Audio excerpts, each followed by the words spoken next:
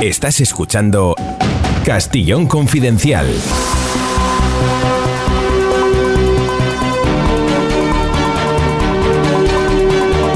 Aquí empieza una hora de información confidencial contrastada. Gracias por estar ahí, gente bien informada, gente libre que quiere pensar por sí misma y que no le digan ni qué hacer, ni qué escuchar, ni qué decir. Gracias a los amigos que nos siguen a través de cualquiera de las plataformas, iVoox, Spotify, Spreaker. Gracias a los amigos de Decisión Radio, cada día un par de horas estamos ahí de 7 a 9 de la tarde, y a Gran Vía Radio Barcelona, gracias, a las 6 cada tarde nos encuentran. BOM Radio Benidorm a las 11 de la mañana y 8 de la tarde, y Radio Montaña Leones a la 1 del mediodía. Gracias a los digitales que transmiten este espacio libre. Hay mucho que contar y síganos en el canal de YouTube, suscríbanse en el canal de YouTube donde esto está con imagen, alguna imagen fija, y pueden seguirnos y nos ayudan suscribiéndose a ello. También en iVoox, que tienen un apartado para fans, para poder colaborar a través de iVoox. Es muy fácil hacerlo en que este espacio libre continúe. Empezamos. Castellón Confidencial. Fíjense, el viernes se celebró el funeral por el bueno de Diego Valencia, un hombre que tenía una floristería, que ya jubilado con los 70 años cumplidos dedicaba su vida pues a ayudar en la iglesia y a estar con la familia, y que ante los gritos del yihadista salvaje fue el único que dijo hasta aquí hemos llegado cuando vio que tiraba objetos religiosos al suelo. Y él no era cura, era el que ayudaba en la misa, ¿no? Eso le costó la vida. Qué buen momento, ¿verdad?, para que toda la clase política se hubiese unido alrededor de la figura de Diego, que dio la vida, no tanto por su fe, por los derechos de la civilización occidental, por la normalidad de no verse presionado por un loco o no loco con chilaba y un machete en la mano. Pero no fue así. Nadie del gobierno estuvo en los funerales, ni un solo ministro, y mire que hay, son 22, mucho menos Pedro Sánchez. ¿Por qué no acudió nadie, cuando incluso electoralmente a lo mejor le podía conseguir o reportar algún rédito electoral? Bueno, dicen que no querían el abucheo a Sánchez y los aplausos a Moreno Bonilla, que le quieren en Andalucía, escena que seguro se hubiese producido y que la manera de evitarlo fue esa. Y tampoco quería quemar a ninguno de los suyos. Hombre, Darias no puede, está de campaña en Canarias, Maroto de campaña en Madrid y el resto con un pie dentro y un pie fuera. ¿Saben lo curioso? Que mientras el viernes ni Sánchez ni ningún ministro fue a los funerales de Diego, mañana, este miércoles, se van todos a ver a Mohamed VI. Todos, 10 ministros, entero, el gobierno en pleno, menos los de Podemos. Se van de reunión a Rabat, convocada por el gobierno marroquí, en esta reunión hispano-marroquí de la que nos gustaría saber qué se va a hablar. Hablarán del ¿qué me espiaste tu servicio de inteligencia en el Pegasus en mi móvil, por ejemplo? Que sería, si un país, sus servicios de inteligencia te espían el móvil, tú deberías hacerte el agraviado, el enfadado, el cabreado, no el servil, no el obediente, que es lo que está ocurriendo con Sánchez. Es de ahí que hablemos la prensa de qué chantaje le está haciendo Marruecos al presidente del gobierno. Esa doble vara de ver las cosas es tremenda, y hablaremos hoy de ella. Nos va a acompañar Jaime Rocha, estará aquí sentado en esta mesa, 17 años espía del CNI, y uno de sus cometidos en Rabat, precisamente, en Marruecos. ¿Cómo lo hacen? ¿Qué qué espían? ¿Por qué se hizo público? Que esta es otra. Macron le espiaron y no hizo ruedas de prensa su jefe del Ministerio de la Presidencia. Aquí sí, aquí ruedas de prensa y entrevistas y lo que quieran hablando de espionaje. Esto es muy peligroso a un alto cargo. Se lo contaremos. Igual que les contaremos por qué, y vuelvo a Algeciras, la única ministra de Podemos que dio el pésame fue Yolanda Díaz. ¿De verdad, Irene Montero, no puedes dar el pésame a un hombre que le han cortado la cabeza con un machete por ser católico? Yone Belarra, ¿dónde está tu educación? Alberto Garzón, tu sensibilidad. Echenique es peor, porque sí pone un tuit para criticar a Vox y PP, pero no para pedir la condena contra el asesino o la solidaridad con la víctima. De verdad, estamos en un momento histórico en el que quizá deberíamos dejar de fijarnos en las palabras, los adjetivos y hablar de grandes principios. Los derechos humanos, uno de ellos. No importan los derechos humanos excepto el color que tenga la víctima que los pierde.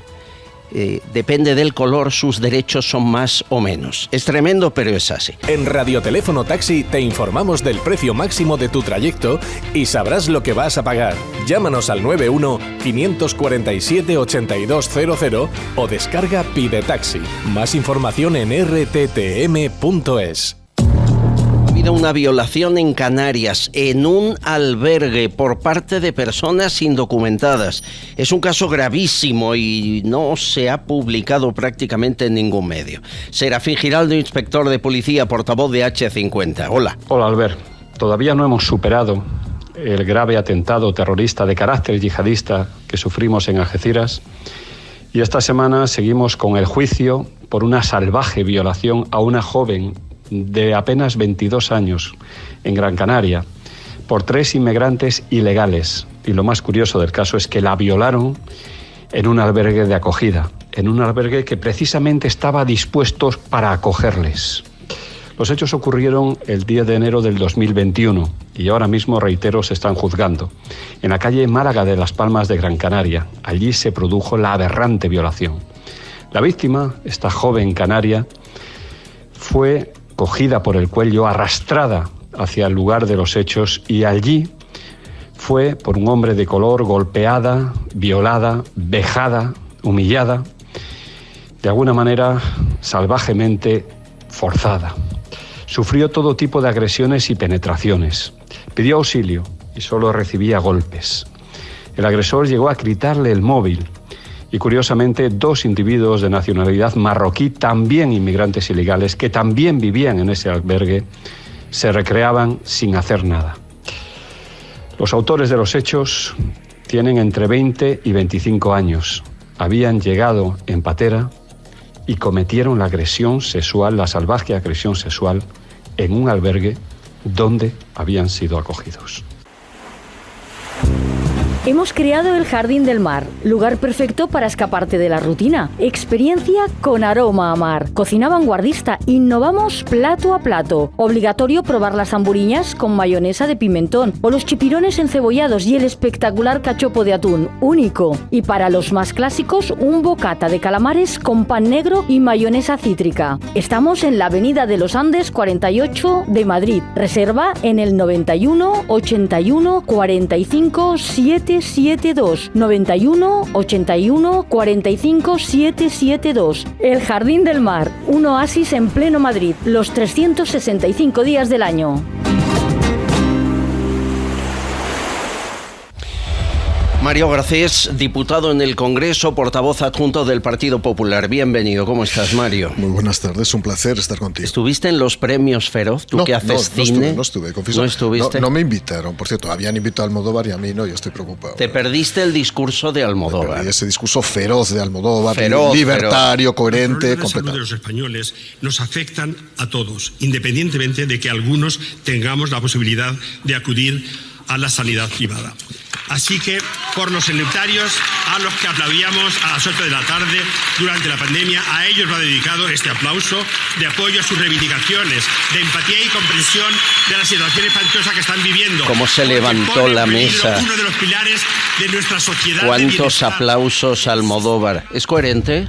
No, no es coherente, y tampoco es coherente la gente que se levanta. Primero, la gente se levanta porque espera un papel en una película de Almodóvar y porque el oficialismo propagandístico de Almodóvar lleva a que al que no se levante es castigado. Castigado por esa especie de casta absolutamente decadente de una cultureta que no representa a nadie. En segundo lugar, ¿cómo puedes decir eso? Además es que lo reconoce expresamente, que él usa la sanidad privada y se queja de la sanidad pública. Pero si tú eres un plutócrata, si has hecho lo que te ha dado la gana, por cierto, no utilizas el lenguaje inclusivo, serás lo que quieras, pero solo hablas de actores, porque eres un machista, Almodóvar. Lo has sido toda tu vida. No hay una sola película tuya que pasara ahora mismo los patrones del puritanismo de Irene Montero, ni siquiera del feminismo del Partido Socialista Obrero Español. Te has llegado a reír de violaciones en tus primeras películas. Y eso habría que repetirlo y habría que verlas constantemente. Es la realidad, Pedro Almodóvar. Eres la máxima expresión de la incoherencia y tu cine está en plena decadencia. Lo que es una vergüenza es que la gente se levante por miedo. Que la gente se levante por miedo. Porque curiosamente estabas en Zaragoza. ¿Por qué no criticas la sanidad pública de Aragón? Porque gobierna el Partido Socialista Obrero Español. Criticas la de Madrid. ¿Tienes el coraje de irte a Zaragoza, o la poca vergüenza, a criticar la sanidad pública madrileña? Y la aragonesa, que actuó prácticamente igual con los centros de mayores durante la pandemia y que tiene los peores ratios de sanidad y de atención de urgencias de toda España, no dices absolutamente nada.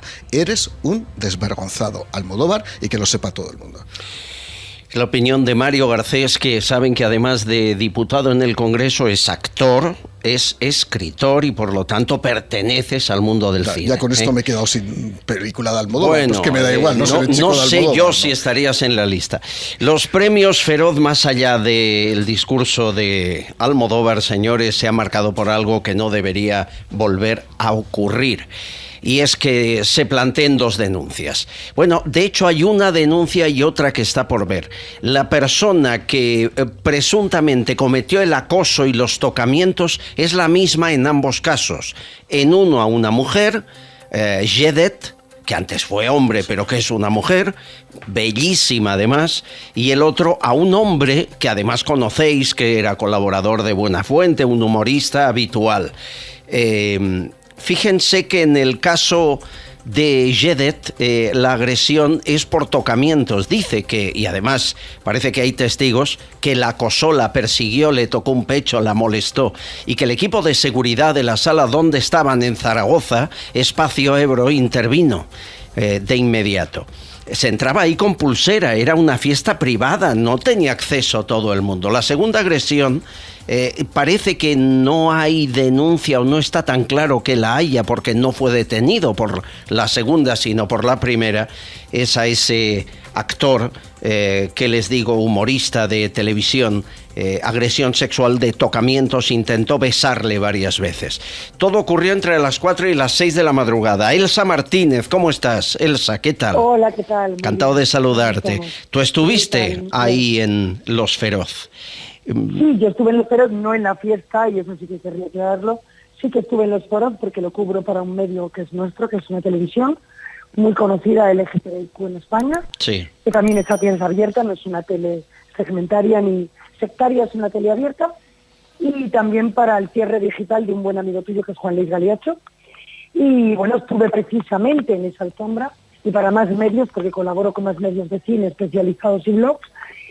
Y bueno, tuvimos el placer de poder hacer la entrevista precisamente a Jedet, a la que conocemos mucho tiempo. Sí. Y le hemos puesto hoy precisamente en el blog del canal. De perdonarme la voz, hacía mucho frío en Zaragoza, la verdad, mucho frío. Oye, ¿quién es Javier Pérez Santana? Productor de la película premiada Mi Vacío y Yo, en libertad con cargos. Y dime quién es y dime algo más, permíteme la pregunta. Bueno, hoy hoy parece ser que han detenido también porque estaban buscando al director. No me digas. Sí. O sea que hay dos personas. Parece ser que la agresión se cometió por dos personas, uno por el productor, sí, y el acompañante en esta desafortunadísima y de verdad tremenda supuesto delito que hay que clarificar, evidentemente, no se fijaron en la presunción de inocencia. pero que obviamente hay muchos testigos que me han corroborado y amigos míos periodistas que estuvieron en la fiesta, que la actitud de él fue bastante lamentable, cuanto menos.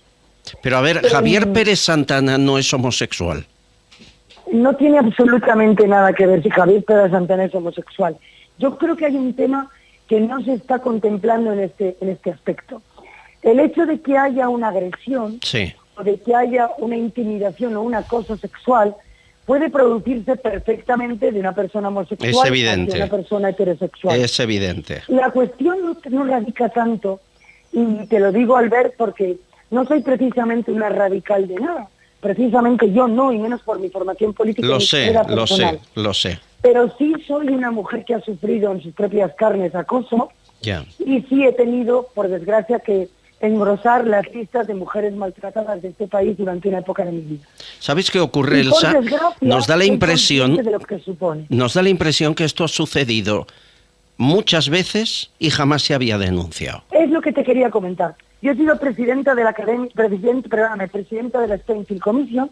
Sí. Creo que todos sabéis que fui directora general de la Ciudad de la Luz.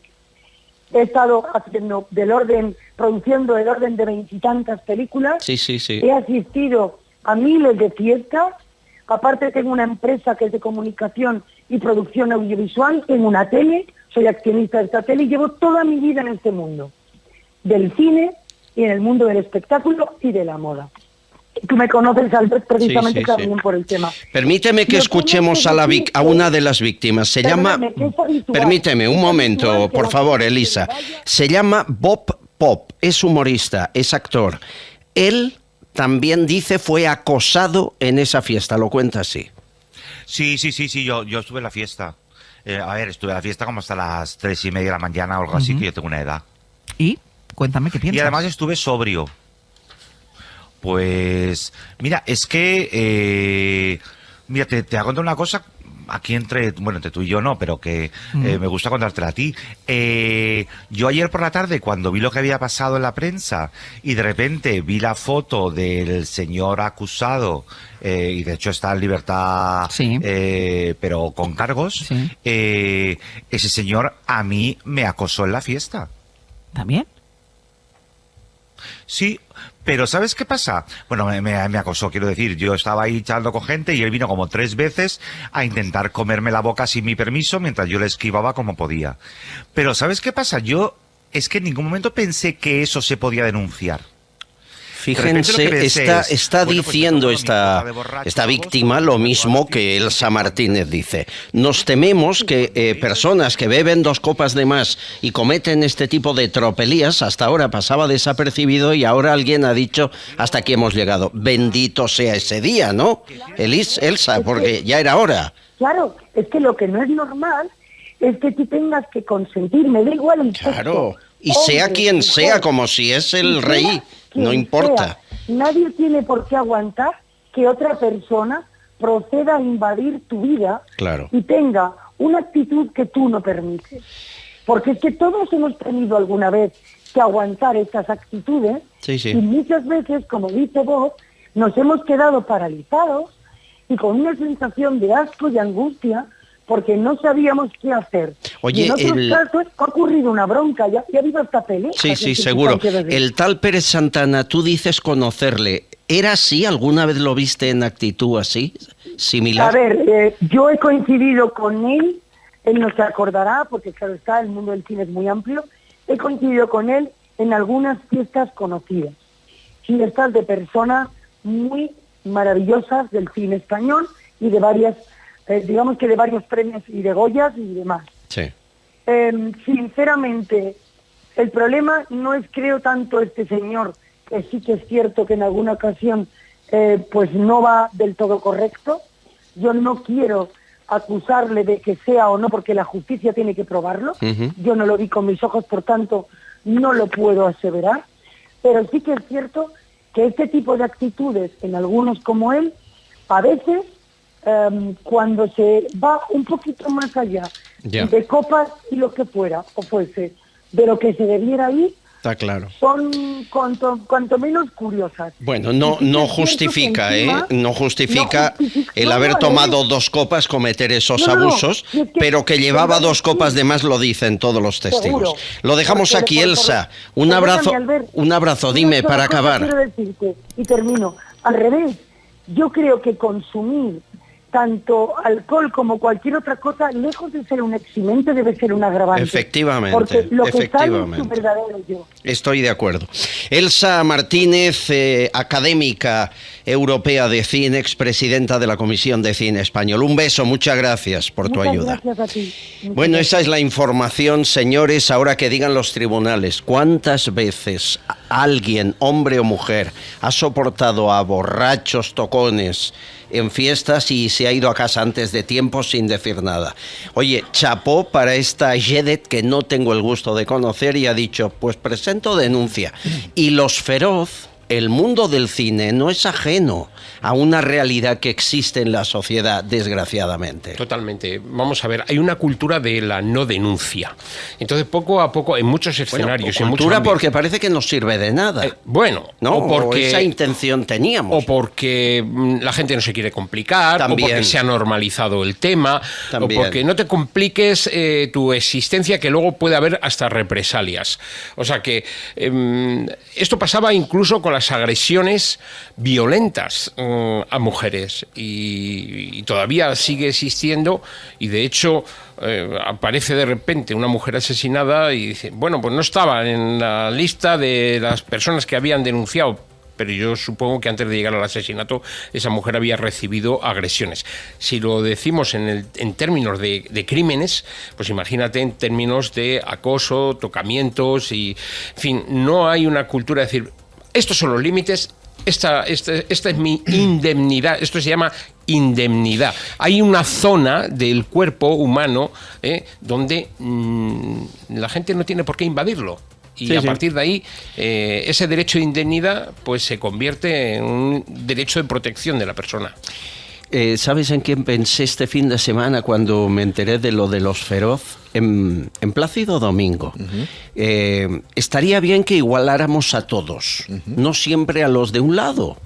Y en esta ocasión hemos empezado a ver que hay gente que dice, por aquí tampoco paso. Y está muy bien, ¿no? Yo creo que eso está fuera de toda condición profesional, política, ideológica y de sexo. O sea, yo también he salido por las noches y me he sentido acosado. Está mal decirlo, pero los hombres también nos sentimos acosados. Y a mí también me molestan ciertas manos. Sí. ¿Qué pasa? Pues que desgraciadamente las mujeres han sufrido mucho más la actitud de los hombres en este país, indudablemente, y lo siguen. Y es verdad que hay que encontrar el límite, porque es verdad que el clásico hombre que pone la mano en la espalda, oye, mira, quita la mano en la espalda, porque no quiero que me pongas la mano en la espalda, como las mujeres que se abrazan también a los hombres. Quiero decir que esto también quede claro, que no tiene que ser un tema necesariamente de sexos y que afecta a todo el mundo. Estás escuchando Castillón Confidencial. Sucesos, entrevista, debate.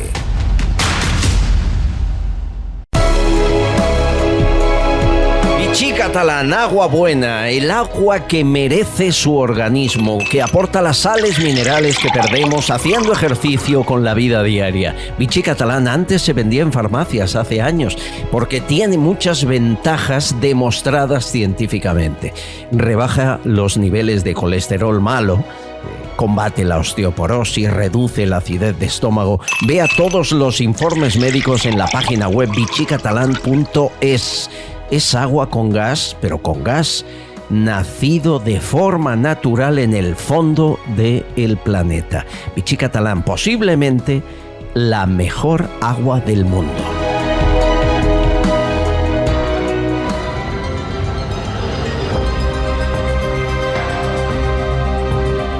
Estás escuchando Castillón Confidencial. Y el comentario de Carlos García Danero. Hola, Albert. Ahora resulta que ya por fin Sánchez se da cuenta de lo chapucera que es la ley del sí es sí, y sobre todo se da cuenta que le puede castigar electoralmente, y entonces ahora dice que está dispuesto a cambiarla. Lo que tenía que haber hecho Sánchez desde el primer momento es, desde luego, primero no aprobarla. Y cuando se vio lo que ocurría, que era dejar a violadores por la calle porque tenían menos condena, lo que tenía que haber hecho era, desde luego, haber cesado a la ministra de Igualdad, y también tenía que haberse cesado al secretario de Estado cuando se reía de las víctimas de estas agresiones sexuales. Es lamentable que solo le mueva el posible desgaste electoral y que no tenga claro que esta ley es una auténtica aberración, que han metido la pata y lo que tienen que hacer era modificarla ya. Y, por supuesto, en el momento que él no cesa ni a la ministra ni a la secretaria de Estado, es evidente que es responsable último de todo lo que pase con la aprobación de esta ley. Gracias, Carlos García Danero, otro de los habituales aquí cada semana. Aquí estamos intentando explicarle cómo nos va la jornada, o cómo acabó la jornada ya a estas horas, y estableciendo algunos puntos de conexión para no perder el norte, porque mire que intentan desviarnos con fuegos de artificio, lo que es la visión principal. Capitán de navío de la Armada. En 1979 ingresa en el servicio de inteligencia español, ocupando distintos destinos en Cádiz. Con Manglano, ahí empieza a trabajar en redes clandestinas en el Magreb, embajada de Checoslovaquia, jefe de Europa y América del Norte de la División de Exteriores. Estamos hablando de alguien que trabajó para la inteligencia de este país durante 17 años. 17 años siendo espía del que ahora llaman Centro Nacional de Inteligencia. Tiene una trilogía magnífica, libros, que termina con este que nos trae hoy, Alta Traición. Jaime Rocha. Bienvenido, don Jaime, ¿cómo está usted? Pues yo estoy estupendamente y encantado de estar aquí con vosotros. El más feliz yo que le veo al fin, tanto hablar, ¿verdad? tanto Hemos hablado conocernos. varias veces. Me ha gustado mucho el prologuista. Sí, hombre. Porque es un gran amigo. Un gran amigo. Pues mi querido Ángel Expósito, le he dicho, voy a estar con Jaime Rocha y me ha dejado un mensaje para usted. ¿Ah, sí? Hola, Albert. Buenos días. Qué gusto, macho, estar aquí contigo otra vez en un micrófono. Mira, para entender la obra y esta última Alta Traición de Jaime Rocha, hay que verlo en el conjunto de una trilogía. El Muro, la operación El Dorado Canyon. Hay que entender la labor de un agente de inteligencia en sus propias misiones y lo que ello conlleva. En Libia, imagínate la Libia de Gaddafi, con la caída del muro de Berlín y sus consecuencias que estamos viendo ahora un montón de años después en la guerra de Ucrania, a él le pilló en Praga.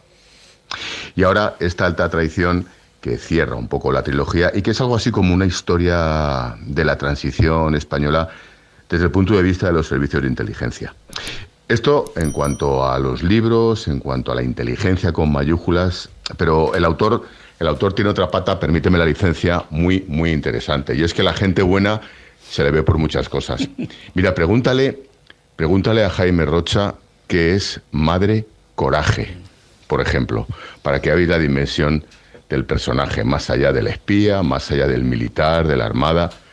Madre Coraje. Ah, y una última postdata, si me permites. Pregúntale, que me parece fundamental, la labor de las familias de esos agentes de inteligencia.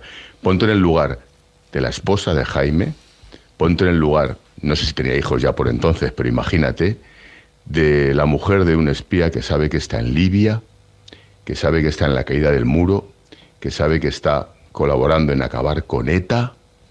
¿Te imaginas los nervios y el miedo de esa gente? Todo un personaje, un acierto. Que invites a tu programa Jaime Rocha. Albert, un abrazo muy fuerte. Gracias, amigo.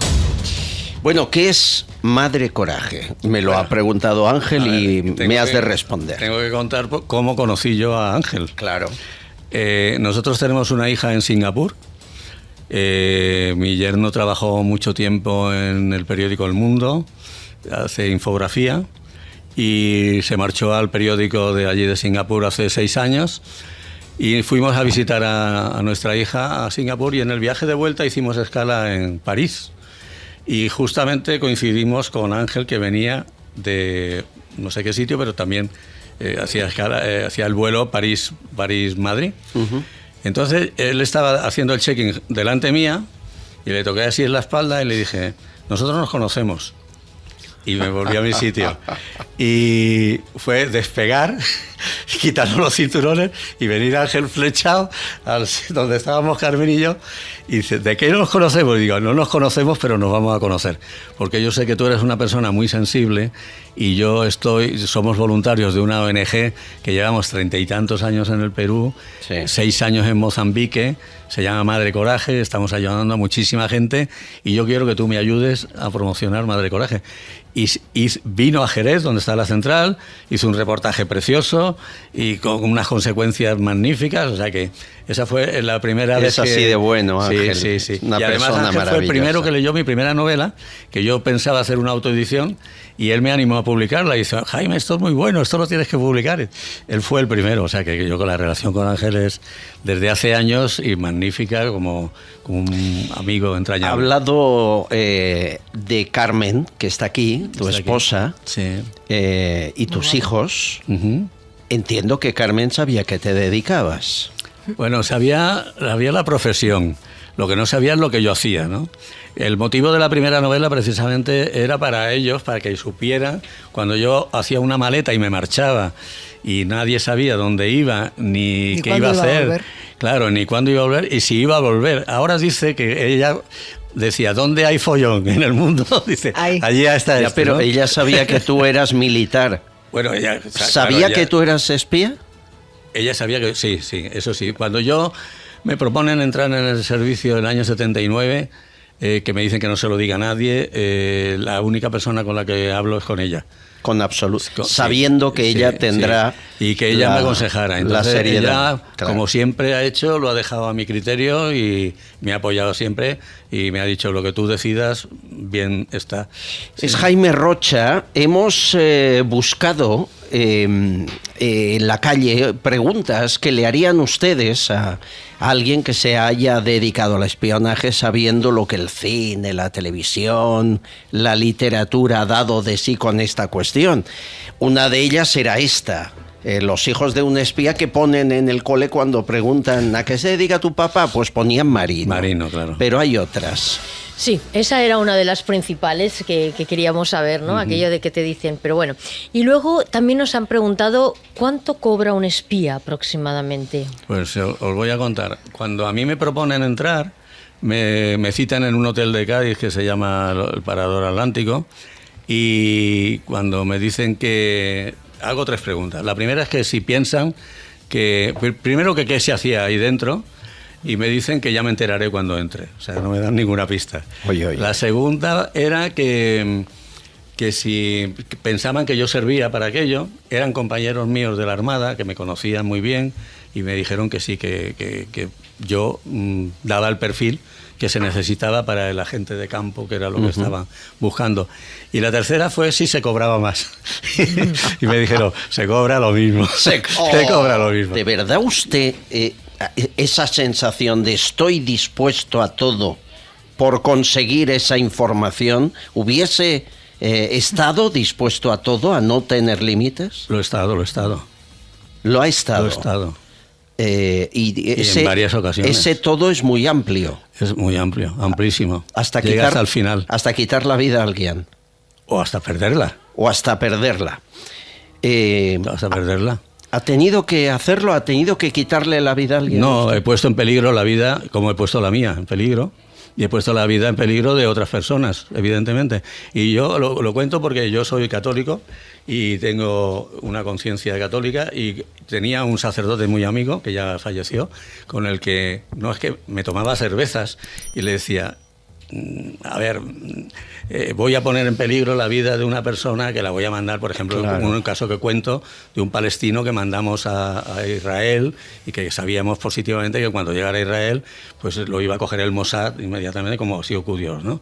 Y otros casos parecidos, ¿no? Y entonces este hombre me decía, dice, vamos a ver, para hacer ese trabajo que tú haces se requiere una serie de cualidades personales que no tiene todo el mundo. A ti te han elegido para hacer eso y tú estás defendiendo a tu país y a tus compatriotas. Dice, es como si estuvieras en una guerra. En la guerra se mata y se muere. Y tú ahí estás para hacer lo que tienes que hacer. Es tremendo, es otra forma de entender el espionaje. Aquí preguntan si hay más hombres que mujeres, porque tenemos la idea de que es el hombre, pero la mujer... Bueno, también hay que distinguir mucho en qué tipo de trabajo se va a hacer, ¿no? Si nos limitamos a la gente de campo, efectivamente la mujer tiene también ahí un trabajo importante. Cuando yo entré había muchos más hombres, pero ahora hay más mujeres. De hecho... Ahora hay más mujeres que hombres. Yo llegué en el CNI. ¿Sí? Yo llegué de Checoslovaquia el año 94 y me nombró Manglano jefe del área de inteligencia de Europa y América del Norte. Y yo tenía 15 personas, 15 analistas, 14 mujeres y un hombre. 14 mujeres. Y un hombre. La mujer pasa más desapercibida, se confía más. Sí, ¿no? El y que además, ha de contar. No, a ver, yo soy muy, si se me permite la palabra, feminista, en el sentido que la mujer tiene una serie de cualidades que nosotros no tenemos. Es cierto. Porque son más racionales, nosotros somos más viscerales, nos dejamos llevar por el primer impulso.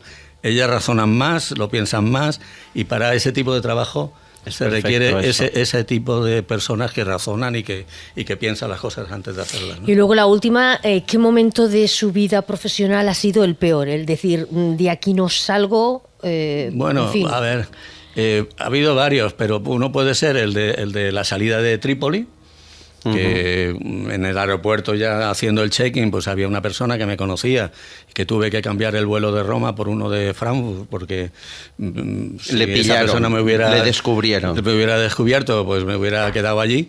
Y luego otra salida también, la última vez que estuve en Marruecos, que tuve que salir en un avión de Tánger a Barcelona, porque tenía a la policía siguiéndonos detrás y tal. Y, o sea, las persecuciones que hemos visto, eso existe. Claro. Y uno se camufla. ¿Y se ha tenido que disfrazar? Bueno, yo cambiaba mucho de apariencia. Una vez tenía barba, otra vez tenía bigote, otra vez... Pelo he tenido hasta hace poco.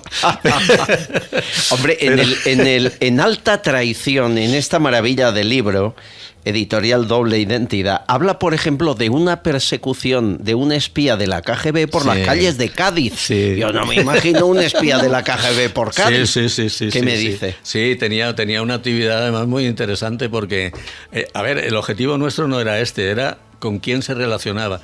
Y se relacionaba con una serie de trabajadores de los astilleros de Cádiz que pertenecían al Partido Comunista Reconstituido, que fue el núcleo de donde sale el Grapo. Sí. Y entonces a esta gente les pagaba para que organizaran huelgas salvajes, quemaban el puente Carranza, tiraban las farolas, etc. Entonces a nosotros nos advertían de Madrid cuando iba, nosotros le seguíamos, veíamos con quién se entrevistaba, fotografiábamos a todo el que se relacionaba con él, luego le sacábamos la ficha y la mandábamos a Madrid. Y el objetivo no era él, el objetivo era con quién se relacionaba. Entonces en una ocasión pues se dio la circunstancia esta que tuvimos que seguirlo por las calles de Cádiz y tal, pero terminó invitándome a café en el aeropuerto de Jerez. Bueno. Un espía de la KGB invitándole a café. A ver, querida Lourdes Payán, que no cada día tenemos un agente del CNI delante. Exacto. No, además yo siempre he admirado muchísimo, he tenido la ocasión de conocer a alguna persona del CNI. Y la adrenalina, Jaime, porque la adrenalina claro. No se habla, pero yo creo que eso es muy importante, ¿no? Lo que se siente. Hay una pregunta que me hacen muchas veces y es que si se tiene miedo, ¿no? Y yo siempre digo que el miedo paraliza. El miedo tienes que superarlo, tienes que ser consciente del peligro, pero tienes que tener la suficiente serenidad para que puedas superar eso. Yo, por ejemplo, he pasado un interrogatorio en una gendarmería en Marruecos de una hora. ¿Te has adelantado? Exacto. Sí, y bueno, pues se pasa mal, ¿no? ¿Pero a usted le han torturado? No. ¿Golpeado? Físicamente no, tampoco. No han llegado. Es decir, me han perseguido, me han acosado, me han amenazado, pero no han llegado a la acción física, ¿no? Yo quería preguntarte, Jaime, ¿hemos pagado caro el desarme y el pacifismo de estos años? ¿Perdón? El desarme, el jugar al desarme y al pacifismo. Ah, claro, sin duda ninguna. Yo tuve la experiencia de Checoslovaquia con la caída del muro, ¿no? En una época tan interesante, ¿no? para el proceso de Europa, ¿no? Y he escrito algunos artículos, yo he colaborado con alguna prensa, con La Razón, he estado 6 años escribiendo y tal. Y hace poco también en El Debate he publicado un artículo de Mikhail Gorbachev, Lo que pudo ser y no fue. Y yo digo siempre que los políticos europeos no han hecho los deberes. Los políticos europeos, cuando cae el muro de Berlín, se creen que ya todo está hecho, que ya no iba a haber más peligro y que esto se había resuelto y tal y cual. Error craso. Barros, estos lodos. Error craso, porque incluso en el tema energético somos dependientes, nos fabrican los chinos hasta los chips de los ordenadores, o sea que Europa no ha hecho los deberes, Europa se ha columpiado, ha hecho dejación absoluta de sus obligaciones como conjunto de naciones, ¿no? Como proyecto. Como proyecto. ¿no? Como proyecto. Bueno, y tampoco quería solo hacer una pregunta. Cuando se deja entrar hasta la cocina a los que quieren destruir un país, ¿cómo nos deja frente a los demás cuerpos de inteligencia de otros países? A ver, entrar hasta la cocina... Le explico lo que quiere decir. Entrar hasta la cocina yo creo que lo he entendido. Miren, noticia de las últimas horas. Sí. Sabe que hacen unos cursos de defensa nacional el Centro Superior de la Defensa Nacional. Sí. Gómez Bule, que es colaborador de este programa, pertenece a él. Bien, pues a partir de ahora contarán con un nuevo alumno, que es Jon Iñarritu, diputado de Bildu en el Congreso, proetarra, que envía Bildu a estos cursos de defensa nacional del Centro Superior. Y ahí estará atendiendo al curso alguien de los que ustedes perseguían, al menos con la misma ideología. Sin duda, a esto se refería Claro, Lourdes, porque ¿no? yo me pongo en el papel de los demás cuerpos de inteligencia de otros países, el MI1, el MI6, perdón, o el Mossad, cualquiera de ellos, y sabiendo quién está ahora, quién ha entrado hasta la cocina, como digo yo siempre, pues la verdad es que nos pone en un papel. Yo digo en la novela esta última que el general Manglano fue el creador del Servicio de Inteligencia actual, un trabajo de 14 años impresionante, y él consigue poner al servicio español a nivel de los servicios europeos. Llegó incluso a presidir multinacionales de inteligencia. Fue un hombre muy prestigioso. Y, claro, eso que te da un nivel para el servicio se viene abajo inmediatamente en cuanto empiezan a poner en la Comisión de Defensa del Congreso, por ejemplo, pues al vicepresidente Iglesias. Exacto. Claro, ¿cómo un servicio occidental amigo va a pasarnos información que puede ser utilizada luego por ese señor en contra de los intereses del país? Eso es bueno, cuando le pusieron a Iglesias al ser vicepresidente en esa comisión, fueron muy inteligentes ustedes, la gente de la casa, como le llaman, porque con la excusa de la pandemia no convocaron ni una sola reunión con Iglesias, hasta que no se fue. Y cuando Iglesias decía, hombre, convoquen, que quiero ir, decían, la pandemia. Sí, fueron muy listos. Fueron muy listos. Bueno, me van a permitir, porque el libro Alta Traición es una joya, hay que leerlo, pero este miércoles en Rabat Pedro Sánchez se reúne con 10 ministros españoles que se lleva allí a ver a Mohamed VI. No entendemos, la sociedad española no comprende que la inteligencia de Marruecos espía a nuestro presidente, a nuestros ministros, y en lugar de romper relaciones o pedirles explicaciones, les, digamos, amena todo. No se comprende, excepto que haya chantaje. Bueno. El sistema Pegasus es evidente que interfirió en el teléfono de Planas, Margarita Robles, Marlaska y Sánchez. Le hago la pregunta que le hace todo el mundo. A ver si vamos un poco más allá de lo que hemos hablado usted y yo alguna vez. ¿Qué le encontró Marruecos al móvil de Sánchez para presuntamente chantajearle como está haciendo? Yo no lo sé, pero ¿Tiene que ver con su esposa Begoña Gómez? Se ha escrito mucho sobre eso. Sí. Se ha escrito mucho. Y asiente con la cabeza. Sí, ¿no? Y los negocios como directora de África Center. No, y más cosas. Más cosas. Con empresarios marroquíes. También puede haber algo de eso. Y además hay con pasado turbio.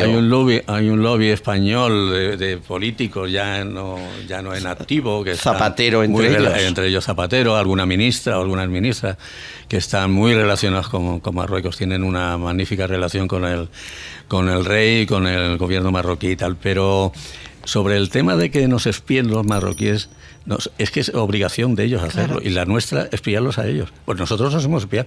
Yo tenía colaboradores dentro de la Casa Real de Marruecos. ¿Usted tenía espías dentro de la Casa Real de Marruecos? Claro, era mi obligación tener, y dentro del ejército marroquí.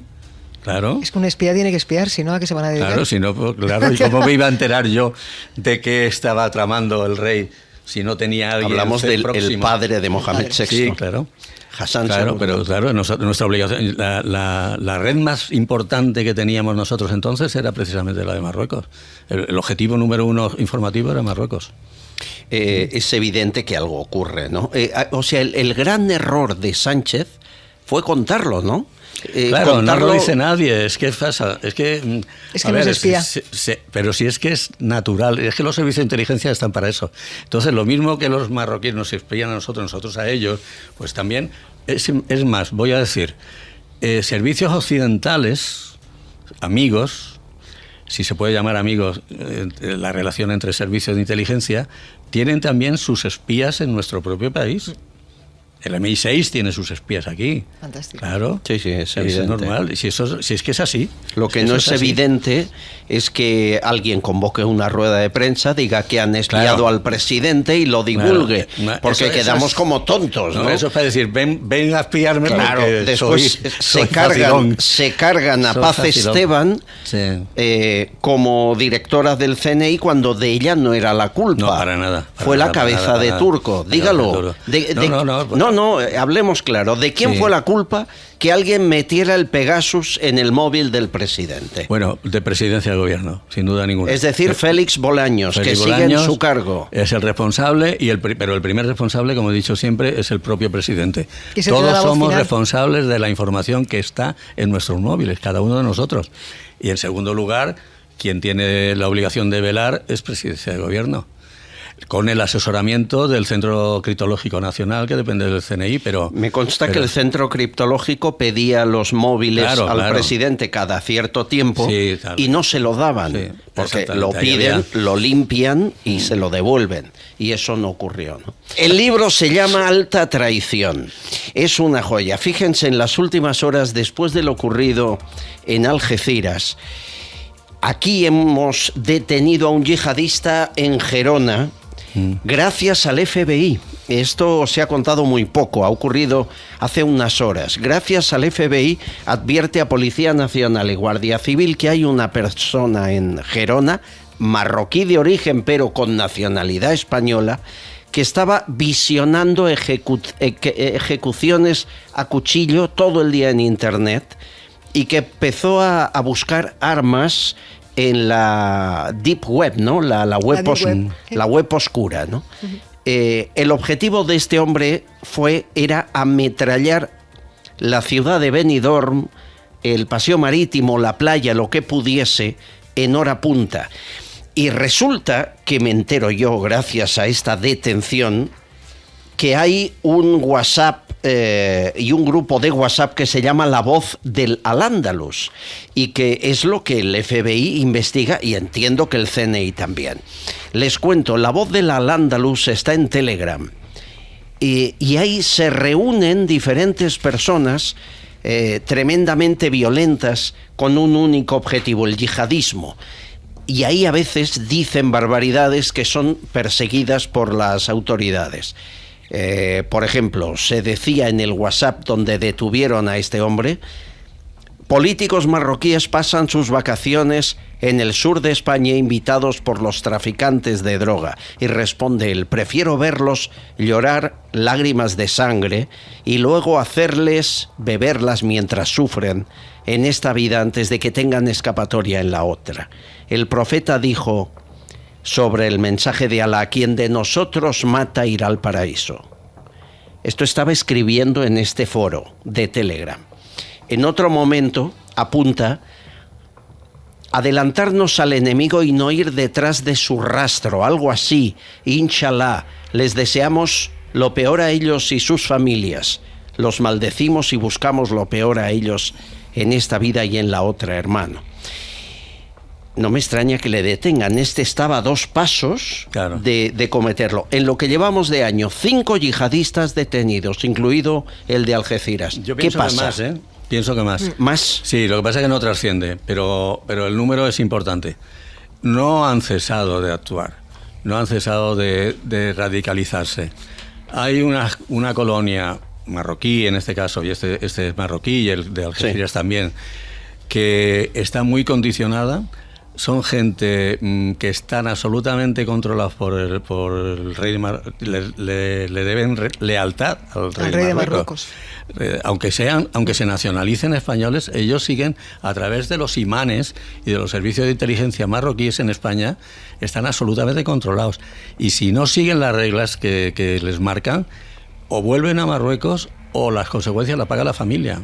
Esta gente está absolutamente. Es una invasión silenciosa de muchos años. Sí, pero señor Rocha, ¿me está diciendo que Mohamed VI tiene relación con el yihadismo? No, quiero decir que hay una colonia de marroquíes en España, bastante numerosa, creo que en Cataluña creo que anda por el 500.000 de personas, más o menos y tal, que estas personas, aunque se nacionalicen españoles, siguen debiendo obediencia al rey de Marruecos. Entiendo. Siguen estando controlados por los imanes y por los servicios de inteligencia marroquíes. Eso es lo que hay que controlar, los imanes. O sea, que el hecho de que cambien de nacionalidad, creo que era ya de nacionalidad española, pero origen marroquí. No implica el que ellos estén aquí, como un español más y tal. Pero Marruecos colabora con el CNI contra el yihadismo. Claro, sí, hay acuerdos. Hay algunos casos de detención cada año. Sí, recientemente ha habido alguno y a lo largo de la historia también, sí. Hombre, hablábamos de una invasión silenciosa desde hace muchísimos años. Aquí en Madrid hay una colonia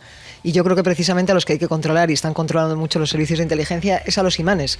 Claro. Y toda lo que es la ruta es que hay de por dónde llegan. Tienen una influencia muy grande sobre esa población emigrante. Pero lo que quería decir es eso, que el hecho de que se nacionalicen españoles no implican que abandonan su origen y quieren lealtad a su rey. No, siguen siendo leales al rey y siguen siendo personas. Y esa invasión silenciosa, aunque está súper controlada de alguna manera, aunque estemos en alerta 4, ¿no? Sí. ¿En algún momento se puede descontrolar?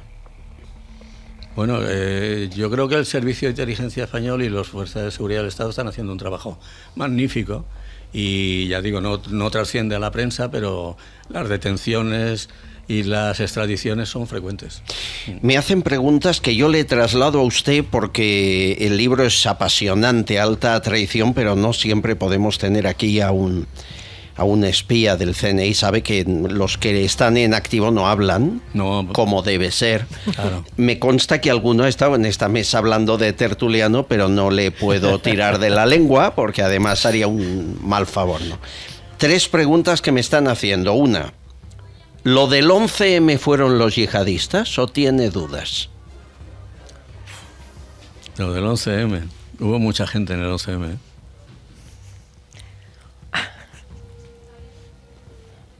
Ya está. Su silencio es muy largo. Claro. Le hago la pregunta de otra forma. ¿Los detenidos y juzgados en el 11M, incluso los que se quitaron la vida en Leganés, fueron los únicos autores? No. Y la segunda y última pregunta sobre el 11M. ¿ETA tuvo algún papel en el 11M? Sí. El primero que habló de que ETA había sido la causante fue el Lendakari. Sí, es cierto. Luego lo repitió Aznar, pero el primero que habló de eso. ETA había intentado meter varias veces furgonetas con explosivos en Madrid, que habían sido detectadas y detenidas, y finalmente la furgoneta que viene desde una mina de Asturias con los explosivos, hasta donde yo sé, estaba manejada por ellos. Es decir, ETA pudo colaborar con algunos miembros yihadistas para cometer el atentado. Sin embargo, la participación de ETA se esfumó en el juicio. Sí, bueno, duró 1 hora, me parece, además, ¿no? Porque ya después de que lo dijera el presidente Aznar, inmediatamente ya lo desmintieron, ya empezó a salir la furgoneta, ya empezó a salir todas esas pistas falsas que pusieron, de las mochilas, aquella que aparece, misteriosa. Luego desaparecen los trenes, no se sabe qué pasó con aquellos vagones que se metieron en un centro por aquí cerca de Madrid, no me acuerdo exactamente dónde, que luego nunca más se supo de ellos. Bueno, hay un desaparecieron montón de pruebas, ¿no? Sí, desaparecieron muchas pruebas. O sea, alguien tenía intención de que no se supiese la participación de ETA en el atentado. Alguien sí, seguro sí. ¿Puedo hacer una pregunta, por favor? En estos casos, ¿se puede tirar, por ejemplo, de la CIA? Sí.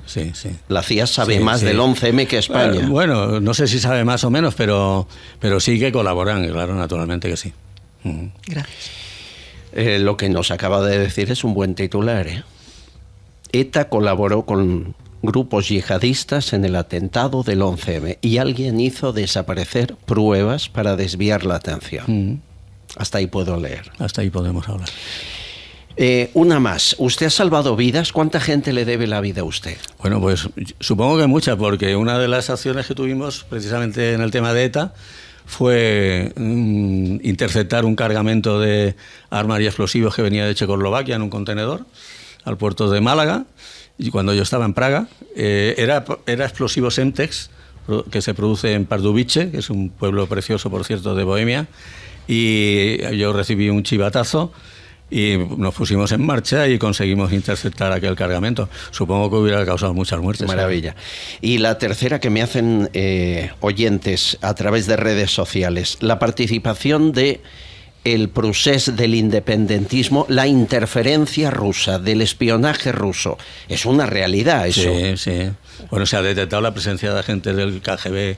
Digo porque ahora se apartan de Putin como si fuese un apestado, pero Putin colaboró en el procés. Sí, colaboró, pero no solamente los rusos, colaboraron otros países más. Es que a mí me gustaría que dijera... Por ejemplo, que lo diga, claro. Si puede. Bueno, pues había alguna ONG irlandesa y algún movimiento... Bueno, de hecho, en una de las muchas manifestaciones que hubo, se detuvieron a muchos activistas jóvenes italianos y franceses. Sí, es cierto, que intentaron quemar a un policía local tirando un cóctel molotov dentro del coche. Sí. O sea, que no solamente fueron los rusos, ahí hubo ayuda externa bastante de movimientos independentistas. Me está diciendo que hay espías que se camuflan como miembros de una ONG o como antisistema. Bueno, cualquier disfraz sirve. Hasta el de barrendero en Argentina. Sí. Es tremendo, es tremendo. Bueno, ha habido algo más que me están recordando los oyentes. Dicen, ya que habláis del caso de Gerona y del yihadista detenido que quería atentar en Benidorm, es verdad, hay también un grupo que han pillado a 2, uno marroquí, otro de Mauritania, en la frontera de la Junquera, con 2 Kalashnikov que no disparaban, pero que podían trucarse para que dispararan. Y aún no se sabe qué hacían con ellos porque querían ir camino de Francia. Bueno, pues es que es un no parar. Y hay algo que está en el libro, yo no quiero olvidarme. En noviembre del 2003, 7 agentes del CNI fueron asesinados al sur de Bagdad. Ya muertos en el suelo, sus cadáveres fueron vejados por una multitud a favor de Saddam Hussein, que gritaba mientras golpeaba esos cuerpos. De esos 7 agentes, creo hay un monumento, pero la mayoría de la sociedad española no conoce ni sus nombres. En mis libros he visto la foto. ¿Para cuándo un homenaje a ellos, ¿no? Y a tantos? Porque ustedes cuando pierden la vida están en el mayor anonimato. Hay un escritor muy conocido español, muy famosísimo, Pérez Reverte, que escribió en el año 21, en enero del 21, escribió un artículo que a mí me llegó mucho más tarde, me llegó ya en este año, en el que hablaba de ese tema, hablaba del Centro Nacional de Inteligencia, y yo le he contestado, y me lo ha publicado El Debate, un artículo, él titulaba el artículo suyo La tía y yo. Sí. Y yo le he contestado, tu tía y tú. y le digo que, porque él parece que los únicos víctimas mortales que hemos tenido en el centro ha sido esto, y le digo, cuando yo entré en el servicio, cuando vine a Madrid, perdón, en el año 83, estábamos en Castellana 5, el Ministerio del Interior, había una sala de reuniones ovalada con fotos de compañeros que habían muerto en acto de servicio, que nunca jamás se sabrá su nombre. Qué pena, qué pena. Y deberían tener al menos póstumo un homenaje. Pero un homenaje no porque forma póstuma. Gente anónima. Ya bueno, anónima hasta que dejan la vida por... bueno, no, precisamente, es que nunca se sabrá quiénes son. Atentados de ETA que han desmontado, atentados yihadistas, señores, es el ejército silencioso de este país, nuestro ejército al que no deberíamos más que aplaudir. El Centro Nacional de Inteligencia. Jaime Rocha, el libro es una maravilla, Alta Traición, y lo recomiendo. No quiero hacer spoiler, pero además está hecho en conversación, preguntas, respuestas. Te metes en el escenario y lo vives en cada minuto. Nos vamos. Mañana más información en el próximo podcast, más datos en el próximo espacio, más información confidencial para que se creen su opinión con total libertad, para que piensen lo que piensen, estén bien informados. Gracias a Gran Vía Radio Barcelona, a BOM Radio Benidorm, a Radio Montaña Leonesa, canal de YouTube y las plataformas, todas las que retransmiten este espacio. Amigos, nos vemos, nos oímos en el próximo podcast.